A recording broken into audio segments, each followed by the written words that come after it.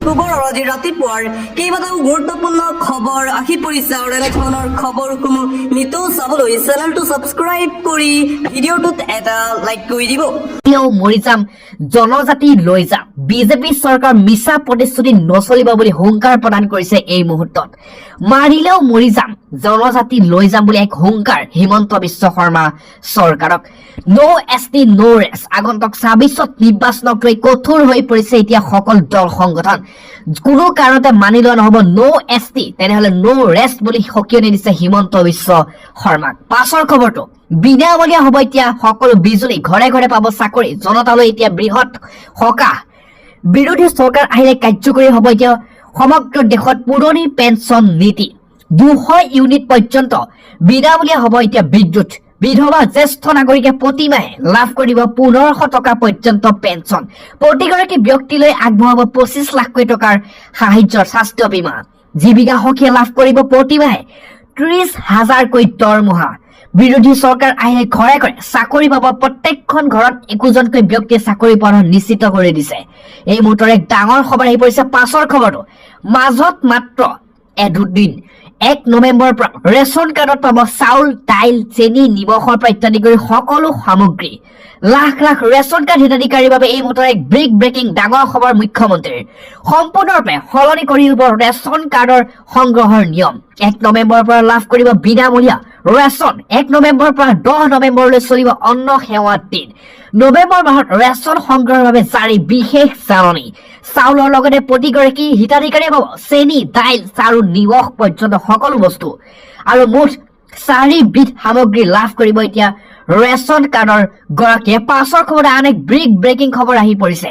একাধিক বিয়া কৰালেই ৭ বছৰ পৰ্যন্ত জেল হ'ব। কঠোৰ নিৰ্দেশ, কঠোৰ আইন হিমন্ত বিশ্ব শৰ্মাৰ। ডাঙৰ খবৰ এই মুহূৰ্তত আহি পৰিছে। ব্ৰেকিং খবৰ আহি পৰিছে এই মুহূৰ্তৰ এক ডাঙৰ খবৰ। কিয়নো এটাতকৈ যদি অধিক বিয়া কৰে তেনে খাটিব লাগিব ৭ বছৰ পৰ্যন্ত জেল। এটাতকৈ অধিক বিয়া পাতিলে জেল হ'ব ৭ বছৰ। ২৫ নৱেম্বৰত কঠোৰ আইন আনিব হিমন্ত বিশ্ব শৰ্মাৰ বিজেপি চৰকাৰে।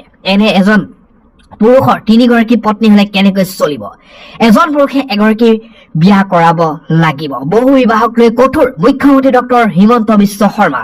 এই মুহূৰ্তৰে কঠোৰ নিৰ্দেশনা প্ৰদান কৰিছে হিমন্ত বিশ্ব শৰ্মাই। পাছৰ খবৰটো কাল ঘূৰ্ণী মন্থাই ভয়ংকৰ ৰূপ ধাৰণ কৰিব। ২৮২ কিলোমিটাৰ গতিবেগত চলাব তাণ্ডৱ। ইতিমধ্যে স্কুল কলেজ সকলো বন্ধ কৰি দিয়া হৈছে। আহি আছে মেলিছা আৰু ২৮২ কিলোমিটাৰ গতিবেগত আহিছে ধুমুহাৰ গতিবেগ। ১৭৫ বছৰ পিছত আকৌ আহিছে এই মেলিছা। বিজ্ঞানীসকলৰ বাবে এই মেলিছা ৩ কেটেগৰীৰ।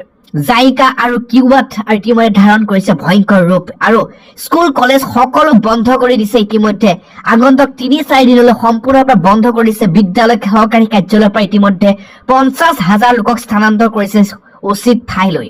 পাছৰ খবৰটো খোল খাইছে বীৰ লাচিত সেনাৰ পুৰণি ফাইল। তিনিচুকীয়াত গ্ৰেপ্তাৰ মুখ্য সচিব বিপ্লৱ গগৈ। খোল খাইছে বীৰ লাচিত সেনাৰ পুৰণি ফাইল। ৰাজ্যজুৰি আৰক্ষীয়ে আৰম্ভ কৰিছে তদন্ত। পুৰণি গোচৰ তদন্ত আৰম্ভ।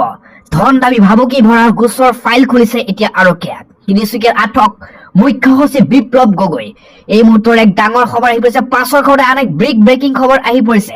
প্ৰতি মাহৰ ১০ তাৰিখে কংগ্ৰেছত হ'ব বৃহৎ যোগদান কাৰ্যসূচী। এই মুহূৰ্তৰ এক ব্ৰেকিং খবৰ আহি পৰিছে আমাৰ হাতত।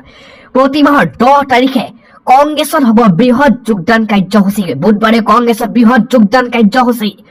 ৰাজ্যৰ জিলাই জিলাই অনুষ্ঠিত হ'ব যোগদান কাৰ্যসূচী। যোগদান দীঘলীয়া তালিকা লৈ সাজু গৌৰৱ গগৈৰ হাতত। ২৬ৰ নিৰ্বাচনৰ পূৰ্বে কঁকালত ঠগানি বান্ধিছে কংগ্ৰেছ দলে আৰু মিছা মাতিছিল। এই মুহূৰ্তৰ ডাঙৰ খবৰ জুবিনৰ সিহঁতৰ ভিডিঅ' অমৃত প্ৰভাৰ মোবাইলত বন্দী হৈছিল। এই মুহূৰ্তৰ এক ব্ৰেকিং খবৰ আহি পৰিছে। সামাজিক মাধ্যমত খণ্ড খণ্ডকৈ ৰিলিজ কৰিছিল অমৃত প্ৰভাই, কিন্তু আত্মবিশ্বাসেৰে সেই সময়ত মিছা মাতিছিল অমৃত প্ৰভাই। ইমান দেৰে কিয় খুলি কোৱা নাছিল অমৃত প্ৰভাই?